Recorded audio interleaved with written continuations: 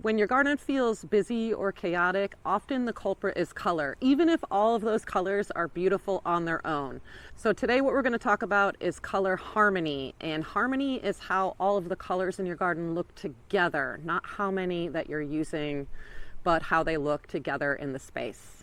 My name is Amy, and over at Pretty Purple Door, I help home gardeners design landscapes that are uniquely you. So too many colors in a garden can create a lot of visual noise. What I often see with home gardeners is just so many colors, so many beautiful plants, and they all look great at the garden center, but then when you try to put them together, it just looks like everything is trying to be the superstar, everything is trying to compete for attention, and it doesn't really look good when it's all placed together. There's no clear direction for your eye, there's no focal points, there's no place for your eye to land on, and that's what color harmony can do. I think that more color is often mistaken for more interest or having a space be more designed, but that's not always the case. A lot of times it results in a garden that feels a bit chaotic and a bit messy, and you can't quite put your finger on what's going on and what's going wrong. So as a designer, what we typically have to do is simplify color choices to create structure in a garden. And I know it's kind of counterintuitive because you think as a designer, oh, well, you understand color, you know a lot about color, so you're just able to combine them a lot better. But often it's about simplifying them. Not every color plays a role in every single garden that I design. Usually I start with a color palette and I choose just a few colors and I stick to those. And that's how I make all of the plant choices in the garden. So when you have too many colors, and not even too many colors, but too many competing colors where they're all trying to be the star of a garden, that's where things start to fall apart. Color needs a system to it. It needs kind of rules, guidelines, boundaries, so that we don't go a little bit crazy. And this often involves simplifying. Like I said, we're choosing the palette beforehand. We're making those choices ahead of time so that all of the plant decisions that we make later are within this framework or this system that we've created for ourselves. And that's what makes it so much easier for us to just look at a garden space, choose a bunch of plants, and poof, it looks great together. It's all about that system or that framework that we put together to create those plant choices and create that harmony in the garden. So let's talk about this simple structure or kind of some guidelines or rules that I use myself to create harmony in the garden.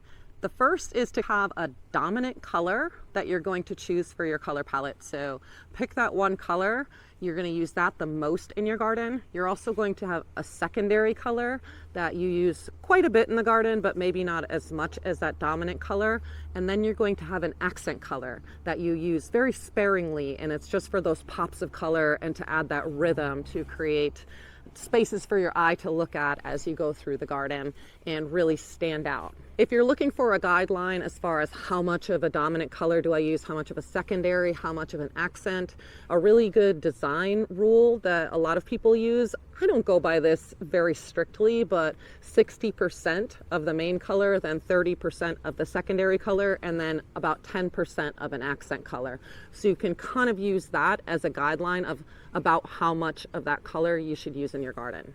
So what this does is it creates balance and it creates a visual hierarchy. So we know that this is the main color, we know that this is the secondary, and we know that this is the accent. And that visual hierarchy is what our brains really respond to. And that's what is probably going through your head when you see a beautiful garden. You're like, yeah, I really like this. It's like nice on the brain.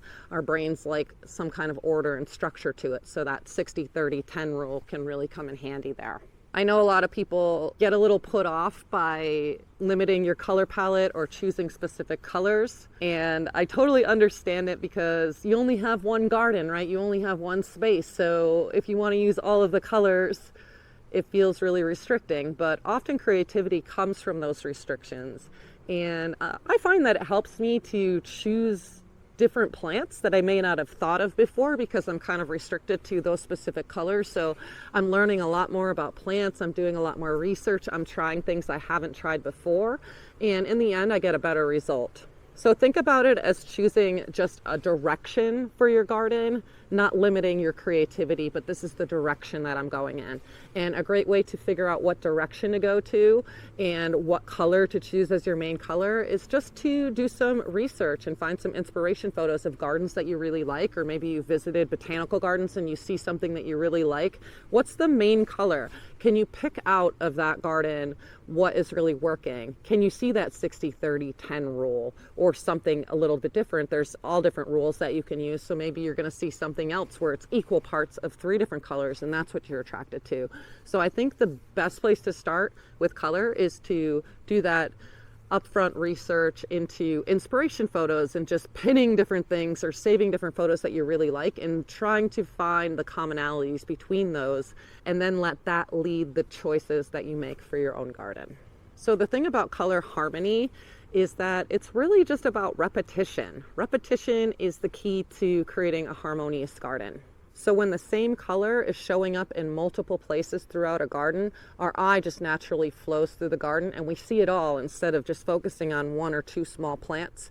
We're taking in the whole space as a whole. Our brains just really like order, and it's as simple as that. Repetition creates that order, lets your eye move through the space, and creates the illusion of just a really beautiful garden, even if it's simple. So I think what's really cool about using color as the repetition is that it gives us a little bit more freedom as a gardener, because you can repeat the same color without repeating the same plant, because there's just so many plant choices available. So maybe you have one little stand of catmint, but a little bit further down the bed you have some salvia, and then a little further you have a clematis that's climbing on a vine. They're all purple plants, but they're different plants. So you can still get tons of different plants into your garden if you love plants, just by repeating the color of the plants that you're choosing. So that's a great way to go about it. If you're feeling a little bit restricted by a color palette, try choosing different varieties of plants that are in that same color palette, but have different features to them. But without that repetition, your eye isn't going to flow through the space, and it's going to start to feel like different separate areas of your garden. If that's what you're going for and you want everything to feel really separated,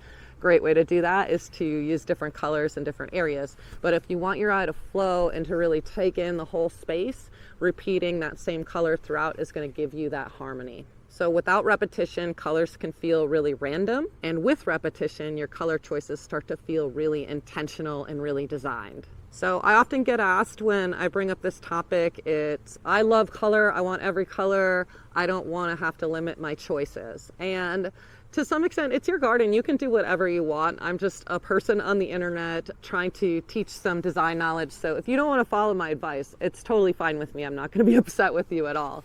But I think that what you can do if you're trying to follow some of these principles, but you're not necessarily 100% on board, is just to pick that dominant color and then use the other ones more sparingly or not at the same intensity. So maybe you have a really, really bright pop of magenta, and then all the other colors in your garden, even if you're choosing multiple different colors, are a little bit more muted, like pastel colors or darker colors.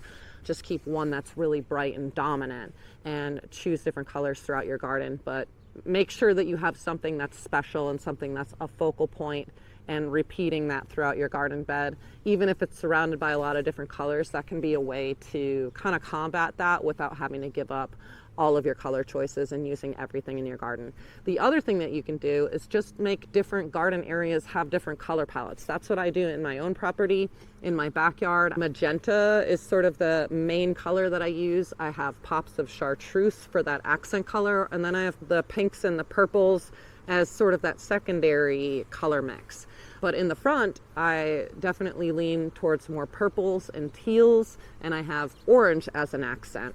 On my side garden, I have the magentas and the purples again, but I mix that with an accent of white. So throughout my garden, I don't really love red plants, so I don't have any red, but I'm trying to think of if there's even a space in my garden where I don't have one of the main colors, and I think the only color I'm not really using in my garden is actually red. So there are ways to do it, especially if you have like front yard, side yard, backyard, different ways to do it where you're choosing different palettes for different sections of your yard, and that can give you a really wide range of colors where you're just choosing for that one area but still limiting the palette. I always say in my course, within all visible garden beds we're designing for. So everything in my backyard, I'm sitting in my backyard right now, so every garden bed that I'm seeing right now would all have that same color palette, but the ones in the front, that's a totally different garden. You can't see it from here, so it's okay to use different colors for that one. Ultimately, the colors of your garden are not what make it beautiful. It's how the colors work together in your garden that makes it beautiful.